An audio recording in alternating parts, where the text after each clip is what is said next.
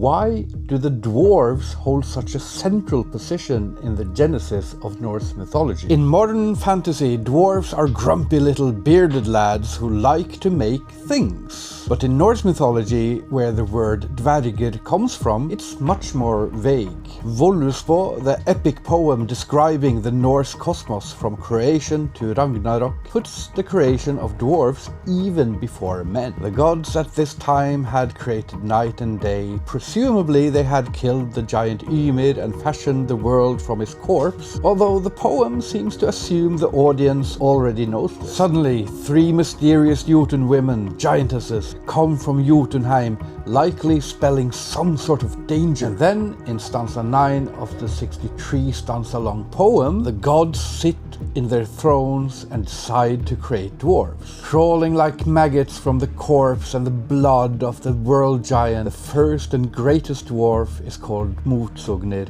and the second is called Durin, and these two create the rest of the dwarves. Then, the next 6 stanzas of the poems are just lists of the names of dwarves. Some are called things like North, South, East and West. Other names are Thief Master and Oakenshield and Wand Elf. Others seem like funny rhymes. If you like The Hobbit by Tolkien, you'll recognize a few names. In fact, out of Dvalin, Balin, Kili, Fili, Dori, Nori, Uri, Oin, Gloin, Bifur, Bofur, Bombur and Thorin Oakenshield, Balin is the only name not from the Völuspá.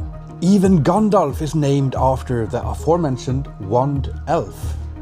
So obviously, with such placement and length in the Völuspá, the dwarves must have some importance. But what is it? I had the privilege of sitting down on a live stream with poet and scholar Dr. Claire M.E. Mully and discussing this, while I drew and she read snippets from her work in progress version of the poem. It was a great conversation and you could see all 90 minutes of it on my YouTube. So what was the conclusion? Well, no one knows. We have no idea. Maybe it had significance in the performance of the poem. Maybe it was a later addition. Maybe it has some lost magical, religious or ritual meaning. Maybe it's just silly. Maybe it's all of the above. Like with so much in mythology, there's no real clear answers, no hints even, nothing. They are just there for us to ask,